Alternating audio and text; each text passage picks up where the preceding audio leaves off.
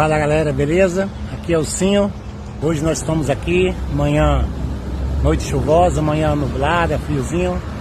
Nós fomos procurados pelo Jorge Muti para que nós pudéssemos fazer um vídeo e falar um pouco sobre a nossa participação do trio e da banda Vonejós, relatando alguns momentos, algumas situações que nós passamos que foram marcantes e que nos deixam assim saudosos, né? De muitas coisas boas que aconteceram. Graças a Deus foram muitas coisas boas. Tiveram alguns empecilhos, sim, alguns momentos ruins, mas não diretamente com a banda em si, mas momentos maravilhosos. E com certeza os grandes momentos foram muito maiores e por isso tiveram maior relevância. Vou relatar alguns acontecimentos que marcaram, que me marcam até hoje, que me traz a memória rapidão aqui. Olha só. A nossa primeira participação no trio elétrico Vonejós, na banda Vonejós, foi em Alagoinhas, né? Dia 15 de novembro de 1992. Um show na Acra, no Clube Acra, Vonejós e Paulo Diniz. Foi minha primeira participação na banda. Eu entrei na banda oficialmente no dia 15 de novembro de 1992. Então ficamos em torno de 4 anos e 3 meses. Experiências maravilhosas que nós passamos. Vou procurar relatar algumas aqui rapidamente. Meu primeiro Micaraca em Arapiraca, com trio e banda Vonejós no bloco azul e branco. Uma sensação surreal, conhecer aquela galera, conhecer aquela cidade, conhecer aquele bloco. E uma das coisas que nos marcaram bastante foi, durante o trajeto, né, várias atrações, várias bandas a nível nacional, cantores a nível nacional. Aquilo ali foi muito marcante mesmo, nos deixou muito alegre e hoje eu tenho muita lembrança positiva e agradável do bloco azul e branco.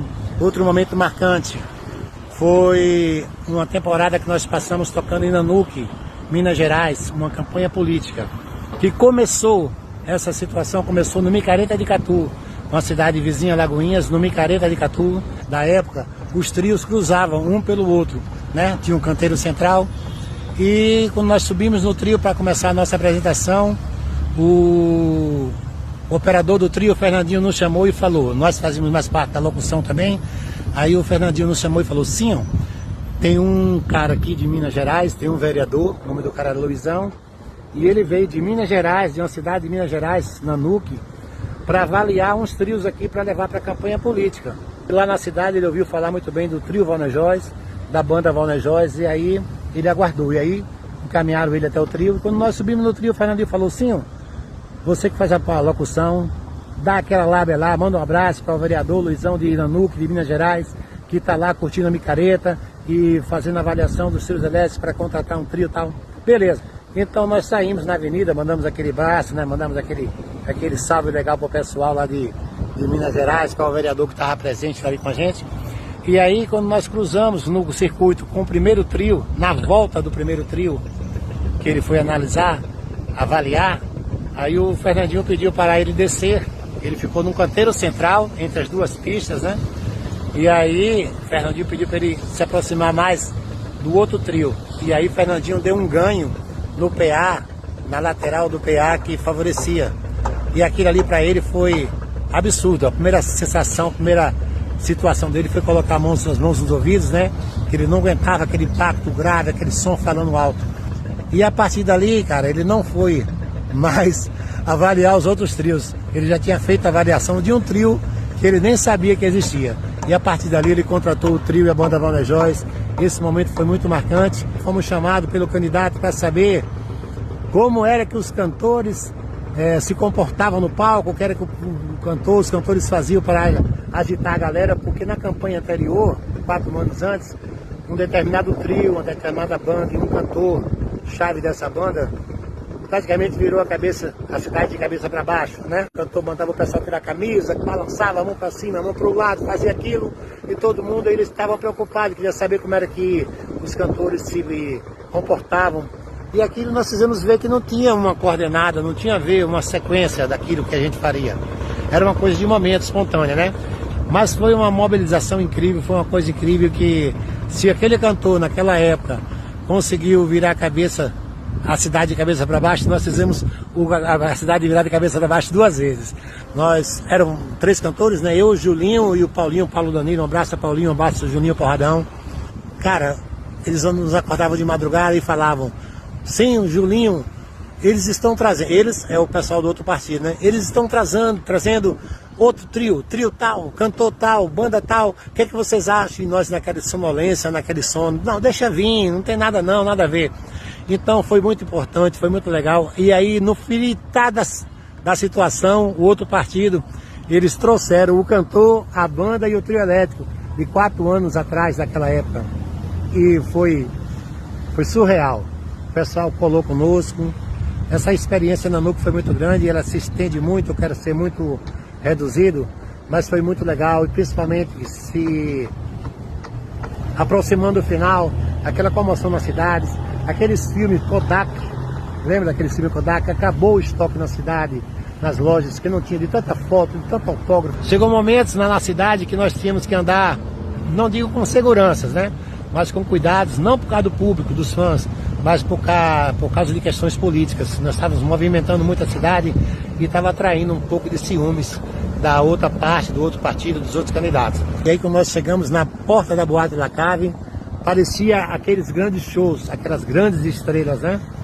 Tanto que pouco tempo depois as portas da boate tiveram que ser fechadas, porque não cabia mais gente dentro.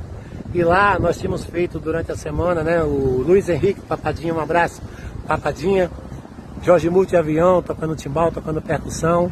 Nós fizemos um repertório só de MPB, de música romântica, de coisa totalmente diferente daquilo que nós tocávamos. Aí foi eu, o Julinho e o Paulinho. Cara, mas foi muito show, muito massa, muito massa. E outra experiência rapidona, tem uma cidade chamada Iambupe, na Bahia. Eu e Jorge Multi, nós estávamos de boa, em um domingo, que era o micareta da cidade de Iambupe.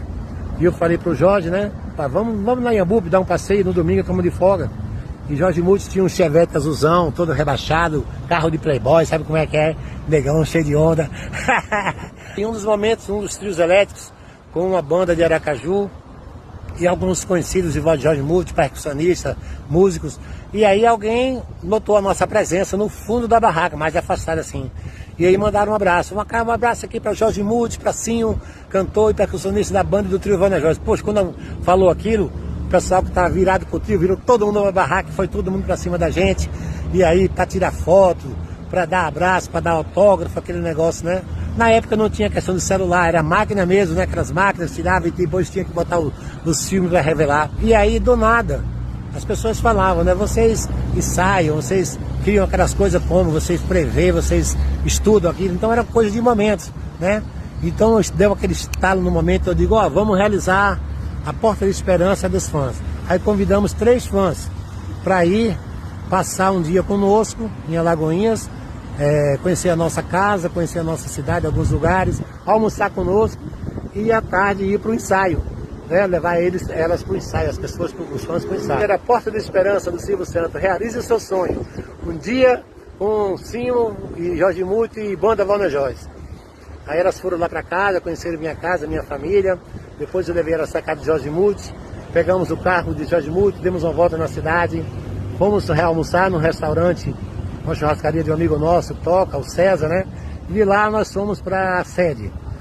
Foi um clima de entusiasmo, acho que elas esperavam que a sede fosse um estúdio, alguma coisa toda bonita, toda produzida, toda incrementada, né? E na verdade a sede ficava numa oficina e tinha um dos espaços lá, né? E na área de cima do andar que dava acesso à sede, ficavam as caixas de alto-falante, e dentro da sede, muito simples, muito pequena. As pessoas estavam lá, os músicos estavam lá para ensaiar, né? Era um momento nosso ali de passar as músicas, de fazer as músicas como nós gostaríamos, de encaixar as músicas, fazer o encaixe, as passagens de músicas. Então foi um clima de alegria e talvez um pouco de decepção. Mas chegando lá, elas viram todos os componentes, foram apresentados os componentes, foi muito massa. Então nós temos momentos incríveis que marcaram a nossa época e com certeza vão ficar guardados para a nossa vida, tá? Foi muito importante a participação do Vanejós, mas mais gratificante foi conhecer e saber que até hoje a gente desperta a curiosidade de fãs, né? Um abraço especial aí, Paulinho Danilo, alô Paulette, alô João Baiano, vocalista, alô Avião, alô Tinho, alô Douglas, meu querido percussionista, alô Ludu, tecladista, Luiz Henrique entrou comigo, Luiz Henrique Papadinha, primeiro show do Luiz Henrique foi junto comigo. Alô Zezinho, Jeová, alô Daniel, né? Parece que o Daniel tá na banda.